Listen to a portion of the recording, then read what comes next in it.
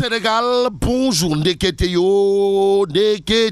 Il y aurait des nyartou, pour ne pas dire du Yamba au sein de la magistrature au regard de ce que révèle Tribune quotidienne ce matin. Le journal du groupe des médias, en tout cas titre, Conseil supérieur de la magistrature de ce lundi, les nominations provoquent un malaise dans les rangs. Boule de connaît, wallahi talaï. Bon, des magistrats plus gradés, laissés en rade, renseigne Tribune. Que retenir d'autres autour de ce sujet, sinon ce que nous livre le journal du groupe des médias, à savoir ceux de la CREI totalement, pour ne pas dire complètement abandonnés à leur sort. Ironie du sort, le Conseil supérieur de la magistrature au banc des accusés informe Tribune ce matin, El Hassan Sall, mon confrère de Tribune quotidienne, dans son article, de nous renseigner qu'après le remaniement de la magistrature, l'ère de la suspicion. Bon, loin des suspicions, mon confrère Elad Ndiogou Cissé du journal du groupe des médias, pour sa part, de noter Conseil supérieur de la magistrature de lundi dernier, les nominations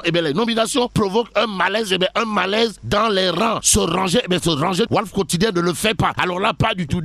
En tout cas, le journal du groupe Walf Fadjri ce matin de révéler limogeage, reconduction de ministres, DG et entre autres hauts responsables, ça tâtonne grave au sommet. C'est le titre de Walf Quotidien ce matin, Wa Grand Place au chapitre du retour de Abdou Karim Borombao à la tête de l'ARTP, de révéler la constance récompensée. Ou le bog, semble tenter de dire, en tout cas, Wa Grand Place d'indiquer le président de la République, son excellence Gorou Adjaratou Barem Faisal, remet l'actuel maire de Mbao à la direction générale de l'ARTP. La décision prise hier en conseil des ministres précise Wa Grand Place, le journal, d'ajouter l'ancien ministre de l'environnement ainsi récompensé de sa constance malgré sa sortie du gouvernement. En tout cas, il a toujours prouvé sa loyauté envers le président Macky Sall. Nous livre Wa Grand Place ce matin.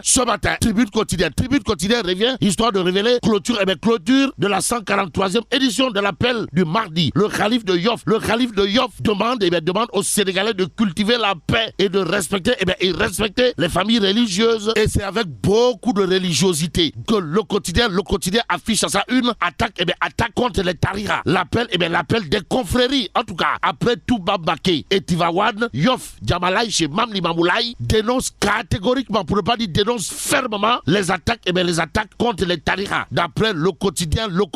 Donc, un jubilahi minasseux qui attaque les tariqa Radim. Voilà en tout cas ce qu'on peut retenir de l'appel de Sédina Mamoulaï Al-Mahdi. D'après le quotidien.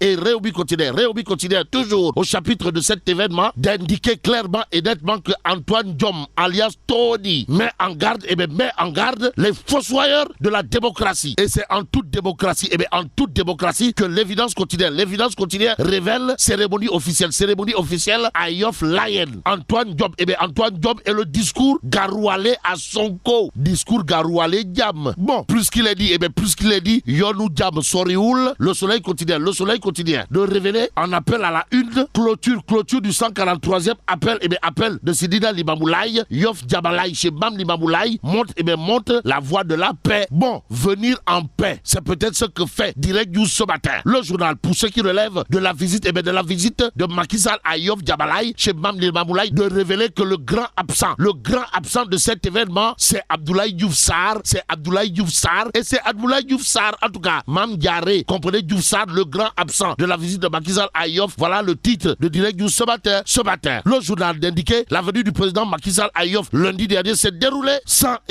Abdoulaye Diouf Sarr. Mbadou. Bon, les défaites électorales, pour ne pas dire les déculottés subies par Sawai Mam Diaré sont-elles les causes? Voilà ce que cherche à savoir pour faire savoir Direct News ce matin. Le journal piloté par Pape Diogoy Faye ou le Lion de Guécor de chercher également à savoir, pour faire savoir pourquoi les services présidentiels l'ont royalement ignoré, c'est-à-dire multiplié par 0. Bon, l'ombre de feu Cheikh Mbaké Saro, ex-conseiller spécial chargé des affaires religieuses, a plané sur la visite du chef de l'État. Et en l'État, Macky a perdu un rassembleur en la personne de Cheikh Mbaké Saro, indique Direct News ce matin. Il convenait de retenir, d'après le journal, que Diouf Sarr a été aux abonnés absents, pour ne pas dire invisibles, lors du 143e appel de Sedina Limamoulaye Al-Mahdi. En attendant de savoir pourquoi Abdoulaye Diouf Sarr n'a pas montré son bout coup de nez. Intéressons-nous à Tribune quotidienne ce matin. Le journal au chapitre de la galère des retraités nous renseigne que Macky Sall interpelle le ministre du Travail Samba Si. Aussi le Soleil quotidien au chapitre de la modernisation des villes d'afficher les attentes du président Macky Sall. Macky Sall qui aura de quoi s'intéresser à la une de 24 heures quotidien ce matin. Le journal parle d'élection présidentielle, probité, justice, reddition des comptes, valeurs républicaines, histoire de titrer tunnel d'attention pour 2024. En tout cas, les partis et les politiciens ne sont plus ce qu'ils étaient, mais les citoyens ne sont plus les mêmes non plus. Renseigne 24 heures quotidien avant de noter que ça ne sent pas bon. Alors là, pas du tout bon, du tout bon. Et ce qui serait bon à savoir et à lire à la une de l'Observateur, le journal du groupe Futur Média de révéler témoignages des familles, les histoires tragiques des soldats tués au Mali. De qui s'agit-il? De Ousseinou Diallo, qui est père de 2 enfants, dont un bébé de 6 mois aussi. Pendant ses congés, il travaillait comme jakartaman ou ouvrier dans des chantiers de construction, informe l'Observateur. Le journal du groupe Futur Média d'indiquer son rêve prémonitoire raconté par son frère. Pierre Tamba Bouban ne verra jamais au grand jamais son fils né il y a 2 semaines, renseigne également l'Observateur. Que dire d'autre sinon le cas de Eugène Mingou, le sergent-chef nouvellement marié d'Essad. Passons au mandat quotidien qui barre sa une d'une interrogation, à savoir rapport de la visite de Mohamed VI au Sénégal. Que cache cette grippe royale? Aussi éviter royalement d'évoquer le nouveau combat de Guy Marius Sagna. Voilà ce que ne fait pas le mandat quotidien. Le journal au chapitre du contrôle du budget de l'Assemblée nationale de nous renseigner qu'en réalité des réalités, Guy Marius Sagna veut y voir clair. Mais ce qui semble clair comme de l'eau de roche est à lire à la une de Critique quotidien pour terminer. Le journal à propos du programme de remplacement des abris provisoires, en abrégé PRORAP. Cheikh Oumar Anne bloque le projet. Bloquer le projet au nom de qui ou de quoi? Quoi qu'il en soit, la BOAD supplie le ministre des Finances aussi, le PM Amadou Ba, aux abonnés absents au sujet du programme de remplacement des abris provisoires. Informe Critique le journal d'ajouter les anciens ministres Serigne Mbaye Thiam et Thierno Talla ont déjà fait tout le job. Malheureusement,